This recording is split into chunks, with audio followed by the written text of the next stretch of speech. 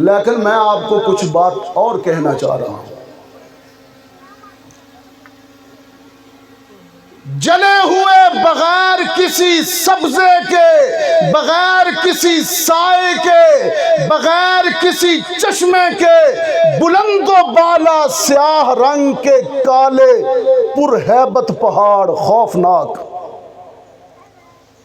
ایک درخت بھی نہیں ہے، ایک پتا بھی نہیں ہے، ٹھنڈا موسم بھی نہیں ہے، لو چلتی ہے پہاڑوں پر بغیر سبزوں کے، لو چلتی ہے، گرم لو چلتی ہے، اور اس لو کی وجہ سے انسانی جسم کی جلد خشک ہو کر بے جان ہوتی ہے، حلق میں پیاس کی وجہ سے کانٹے چبھتے ہیں۔ ایک اللہ کا بندہ اللہ کے حکم پر اپنی تنہا بیوی کو اور معصوم بیٹے کو ایسی ہولناک وادی میں چھوڑ کے جا رہا۔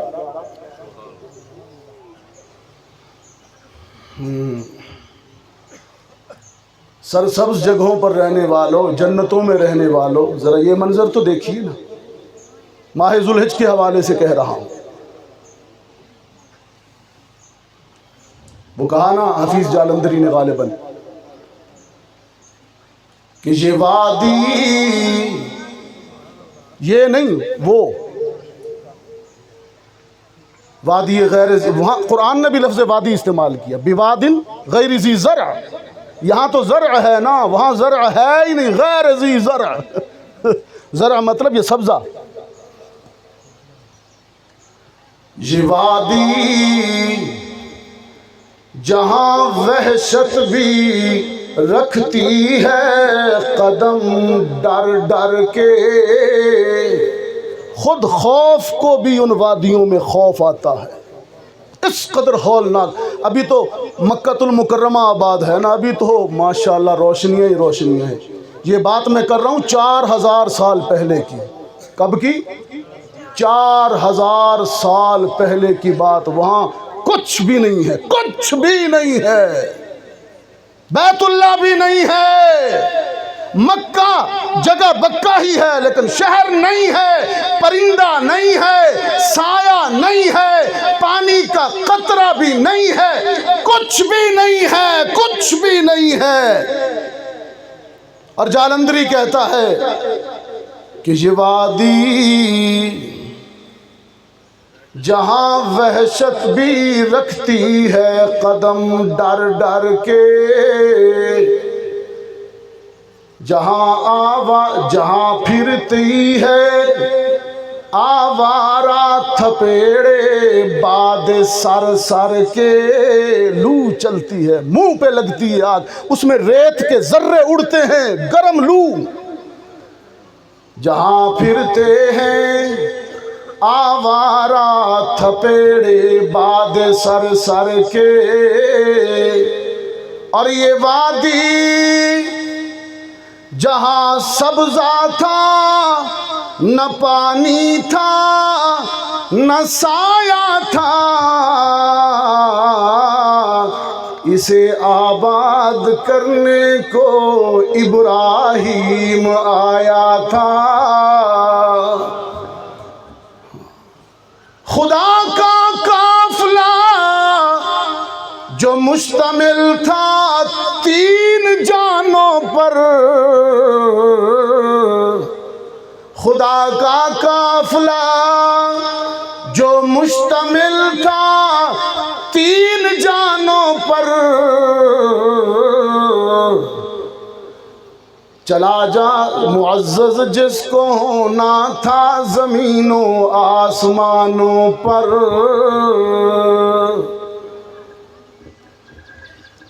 ویرانے میں بٹھا دیا، خود پلٹ کر چلے گئے، اب رہ گئے صرف 2، ایک ماں ہے اور ایک شیر خوار بیٹا۔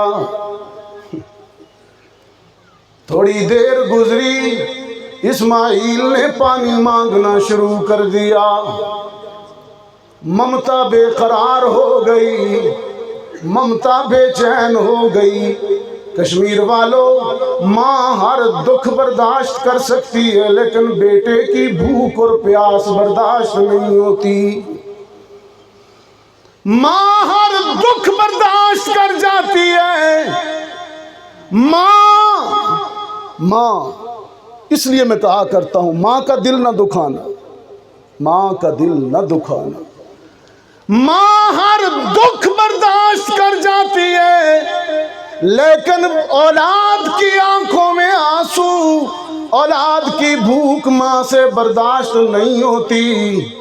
اسماعیل نے ایڑیاں رگڑنی شروع کی، ممتا اور محبت کی ماری ہوئی ہاجرہ پانی کی تلاش میں خشک اور بنجر پہاڑوں پر دوڑنا شروع ہو گئی۔ کبھی ایک پہاڑ پر پانی نہیں ملا، کبھی دوسرے پہاڑ پر پانی نہیں ملا، پھر واپس آئی، بچے کو دیکھا، بچہ پیاس سے تڑپ رہا ہے، ایڑیاں رگڑ رہا ہے، پھر چڑھی ہے، پھر آئی ہے، پھر چڑھی ہے، پھر آئی ہے۔ میں نے کہا تڑپتا ہے کوئی بچہ تو ماں کا دل تڑپتا ہے، تڑپتا ہے کوئی بچہ تو ماں کا دم نکلتا ہے، تڑپتا ہے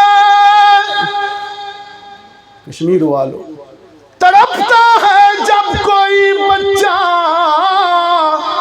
تو ماں کا دم نکلتا ہے، مگر جب ماں تڑپتی ہے تو پھر زمزم نکلتا ہے۔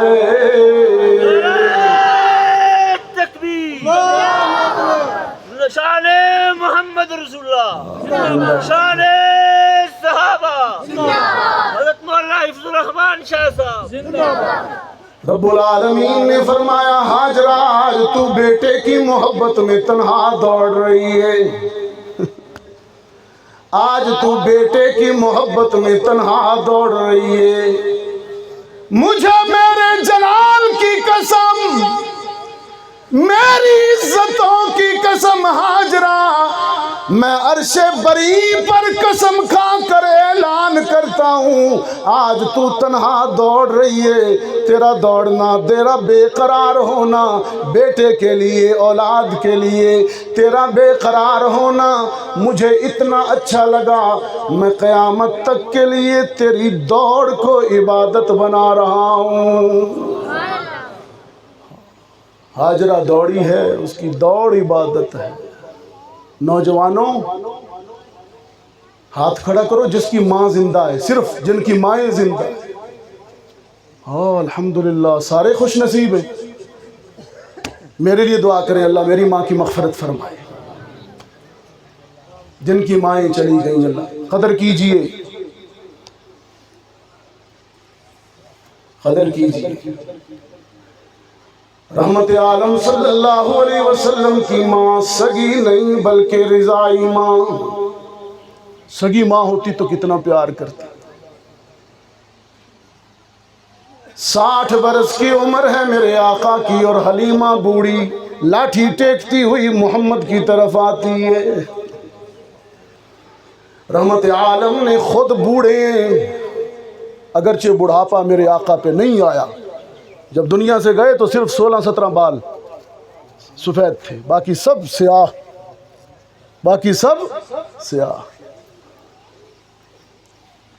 سیدہ حلیمہ ملنے کے لیے آئی اپنے بیٹے سے، رحمت عالم نے بے قرار ہو کر آگے بڑھ کر اپنی بوڑھی ماں کا ہاتھ چوما، کندھے سے چادر رحمت اتاری، حلیمہ کے لیے بچھائی، حلیمہ کو چادر پر بٹھایا، باوجود اس کے کہ امام الانبیاء ہے، باوجود اس کے کہ صاحب معراج ہے، باوجود اس کے کہ ہادی کل ہے، باوجود اس کے کہ اقصا میں 1.25 لاکھ نبیوں کا امام ہے، لیکن جب ماں سامنے آئی اتنے بڑے مرتبوں کے باوجود بھی محمد ادب اور احترام کی تصویر بن کر ماں کے سامنے بیٹھ گئے۔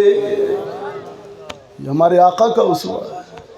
دودھ کا پیالہ منگوایا، دودھ کو کھجوروں سے میٹھا کیا اور پھر اپنے نبوت والے ہاتھوں سے اپنی بوڑھی ماں کو دودھ پلایا.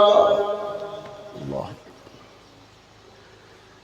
یہ میرے آقا کی ماں ہے. اللہ نے زمزم نکالا اسماعیل کے قدموں سے. کتنا بڑا امتحان تھا. پانی نکلا، پانی نکلا، پرندے آئے، سبزہ پیدا ہوا، انسان آئے، بستی آباد ہو گئی. بستی جہاں کچھ نہیں تھا، بستی آباد ہو گئی. پھر بیٹھے بٹھائے باپ بھی آیا ابراہیم علیہ السلام. بیٹھے بٹھائے ایک عجیب خواب دیکھا. بس وہ خواب سناؤں آپ کو قرآنی لہجے کے اندر، اور انشاءاللہ ہم آپ بات کو کمپلیٹ کرتے ہیں. عجیب خواب، عجیب خواب. فلما بلغ معه السعي قال يا بني إني أرى في المنام أني أذبحك فانظر ماذا ترى. وہی اسماعیل جو اس دن تڑپ رہا تھا اور زمزم نکل رہا تھا، اب یہ 13 سال کا ہو گیا. ابراہیم کہتے ہیں بیٹا میں نے خواب دیکھا ہے، میرے ہاتھ میں چھری ہے، گلا تیرا ہے، حکم رب کا ہے. فانظر ماذا ترى، اب کیا خیال ہے، کیا کریں. جناب اسماعیل نے باوجود بچپنے کے کہہ دیا یا ابت افعل ما تؤمر. خیال کیا ہونا ہے ابا جان، حکم پورا کیجئے. شیطان نے بھیس بدلا. ادھر یہ باتیں ہو رہی ہیں، ادھر شیطان ہاجرہ کے پاس پہنچ گیا. کچھ کہنا چاہ رہا ہوں، بہت توجہ. اگر آپ نے میرا جملہ ضائع کر دیا تو ملتان تک افسوس لے کے جاؤں گا، یقین جانی، ملتان تک درد لے کے جاؤں گا. کچھ کہنا چاہتا ہوں. ادھر ابراہیم و اسماعیل میں یہ باتیں ہو رہی تھی، ادھر ہاجرہ کے پاس شیطان پہنچا. جس بیٹے کی پیاس کی تڑپ کو دیکھ کر، جس کے لیے پانی کی تلاش میں تو بے چین دوڑ رہی تھی، بے قرار دوڑ رہی تھی، دیکھ آج تیرا شوہر اسے ذبح کرنے والا ہے، جلدی نکل بچا. ہاجرہ ایسی مائیں ہوں تو جن کی رگوں میں محمد کا خون دوڑ رہا. جناب ہاجرہ نے کہا وہ اللہ کا رسول ہے، رسول کبھی ایسے کام نہیں کیا کرتے. بھلا کبھی کسی باپ نے بھی اپنے بیٹے کو ذبح کیا؟ پھر خلیل جیسا باپ وہ ایسا کیوں کرے گا؟ نہیں نہیں نہیں، نکل یہاں سے. وہ کنکر اٹھایا، کنکر اٹھایا اور مارا. آج بھی بعض حاجی جب جاتے ہیں نا تو کنکر مارتے ہیں، کئی تو میرے جیسے جوتے اتار لیتے. وہ عظم دیکھا، وہ ایک حاجی صاحب ادھر کنکریاں مار رہا تھا، کہنے لگا تو ہی ہاویں جڑا اما ہاجرہ کو تیری کنکری نہیں اٹھائی، بوٹ اتار دیا، جوتا اتار دیا اور مارا. واہ ہاجرہ، تو نے جو کام کیا رب نے حج بنا دیا. تو دوڑی تو حج، تو نے کسی کو کنکر مارا تو حج. کہنے لگی نکل. کبھی کسی باپ نے بھی بیٹے کو قتل کیا، کیوں مجھے ورغلا رہا ہے بدبخت، نکل. ابلیس کہنے لگا میری بات تو سن، یہ رب کا حکم ہے. اور یہ تو بھی جانتی ہے کہ جب رب کا حکم ہو تو خلیل پیچھے نہیں ہٹے گا۔ جناب ہاجرہ نے سر بلند کر کے کہا اگر یہ حکم اللہ کا ہے، اگر یہ حکم اللہ کا ہے تو پھر یہ ایک اسماعیل ہے، میرے ہزاروں اسماعیل ہوتے تو میں قربان کر دیتی۔ یہ تو ایک اسماعیل ہے، اللہ کا حکم ہے تو پھر اسی رب کا حکم تھا، اس نے خلیل نے ہمیں ویرانے میں چھوڑا تو اس نے یہ شہر نہیں بسایا۔ نکال، دوبارہ اٹھایا کنکر اور پتھر، اب تھوڑا بڑے سائز کا اٹھایا، بٹا تھوڑا بڑے سائز کا اٹھایا اور زور سے مارا، بھاگا یہ۔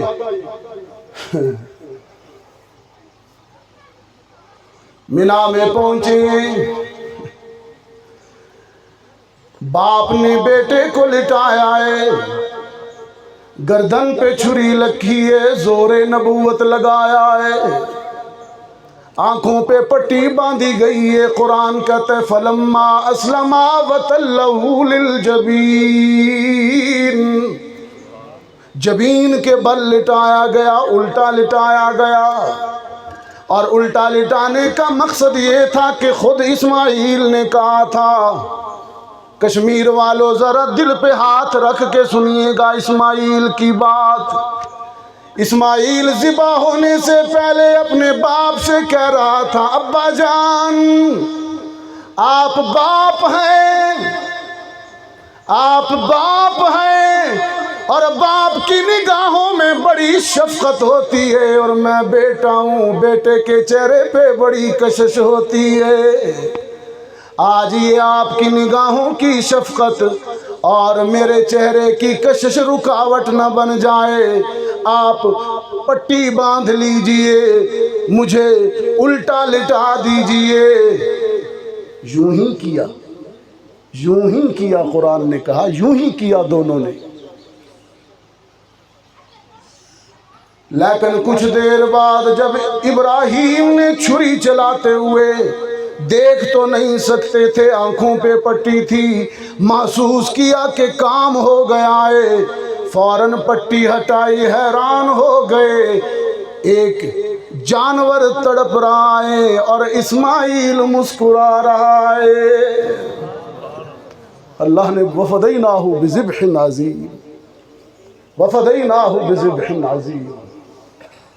بات دور تک لے گیا، اور میرے عشق کا تقاضا بھی تھا میں یہ بات کرتا۔